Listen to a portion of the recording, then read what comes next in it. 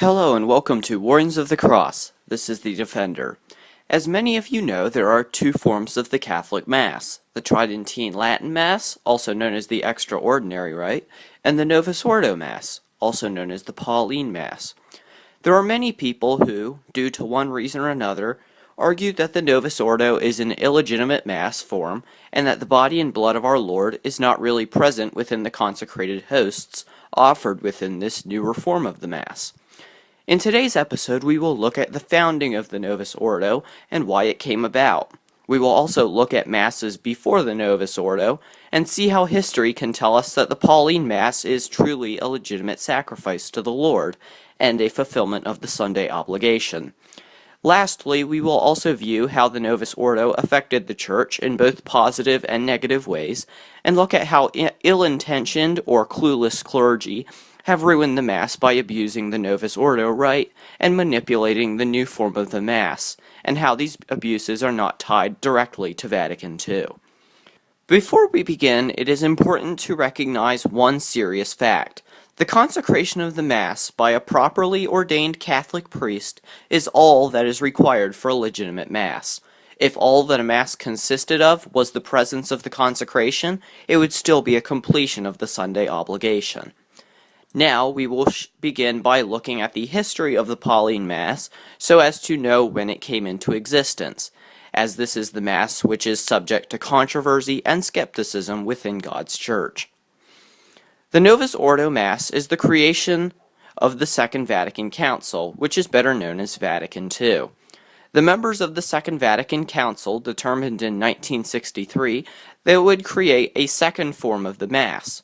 Upon reaching this conclusion, the Council founded and edited together a new form of the Mass which, once completed, was sent to Pope Paul VI, who approved it. The Pope, after approving the new form of the Mass, promulgated it to all of Catholicism in the years of 1969 and 1970, through many writings and documents. He also wrote the Missale Romanum, to officially decree its addition to the canon of the Mass. While many totally radical Catholics claim that the Novus Ordo was designed solely for destroying the Church, the Articles of Vatican II alone would prove otherwise. It is claimed that Vatican II designed the Novus Ordo solely for removing Latin from the Church. Quite the opposite is stated in Sacrosanctum Concilium, section 36, when it states that, quote, "the use of the Latin language is to be preserved in the Latin rites," end of quote. It also states in Sacrosanctum Concilium, section 101, that Latin is to be retained by clerics in the divine office, in the priesthood. While the Novus Ordo rarely contains Latin nowadays, this is obviously not the fault of Vatican II, as the Articles demand otherwise. Vatican II haters also claim that the Council pushed for the changing of sacred music, which is disproved in Sacrosanctum Concilium sections 112, 114, 116, and 120. They also claim all sorts of other things, but we cannot possibly hope to cover them all within this limited amount of time. The Novus Ordo Mass was never supposed to stray so widely from the Tridentine Mass as we see in many places today. The music in many Pauline Masses is horrible and modern, more resembling a rock concert than a Mass. The service and clergy do not appear to take their job seriously, often dancing up the aisle or cracking incessant jokes during the sacrifice of the Mass. The altar is usually a $50 table from IKEA and, as such, is not a place of sacrifice. And the candles upon the altar are fake LED lights and thus are not approved by the Church for use upon the altar. Statues also are nearly gone from the church buildings, or you need a microscope to find them, and the ones which are visible are typically poorly crafted images which bear no likeness to the splendid and glorious statues from previous ages. The congregation is, for the most part, poorly dressed and obviously in a hurry to leave, and many sermons sound as if they are given from a Mad Libs book or the most recent edition of Jokelopedia. In short, many Novus Ordo Masses and churches lack devotion and proper reverence to the most blessed sacrifice of the Eucharist, making Catholicism appear as a mere schism of the Protestant Reformation.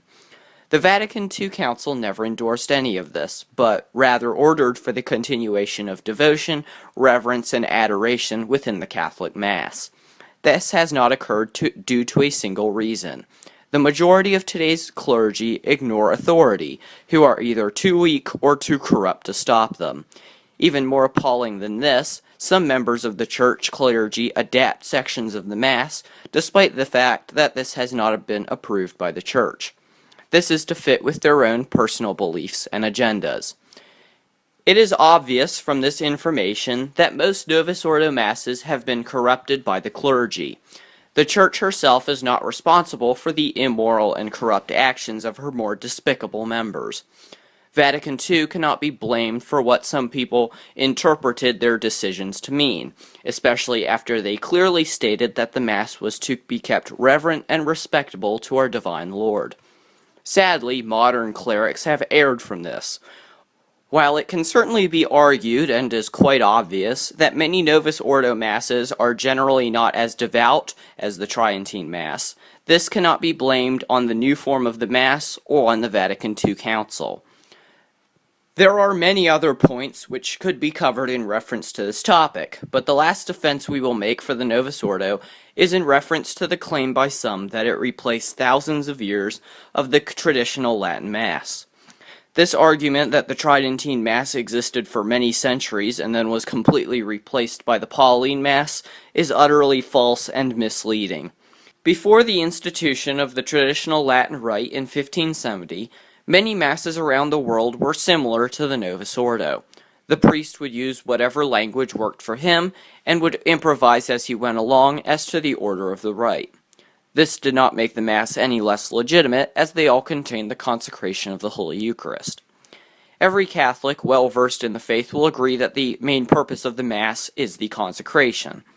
The addition of the Latin Rite as the official and mandatory order of the Mass made it easier to follow and guaranteed that, no matter where one was from, one would be able to understand what was occurring on the altar.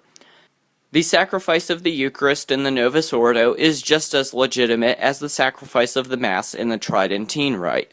To claim otherwise is pure ignorance, due to the fact that this would claim also that all other Masses said before 1570 were also null and void.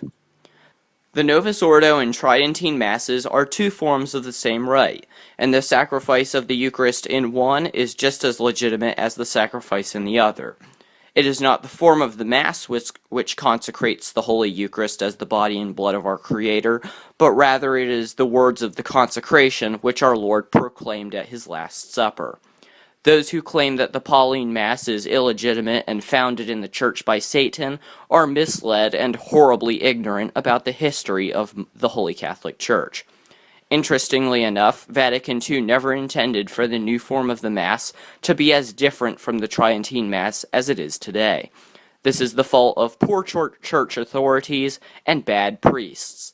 This does not, however, make the sacrifice of the Lord's Mass any less legitimate, as it is still the Lord's body and blood which is summoned in the consecration.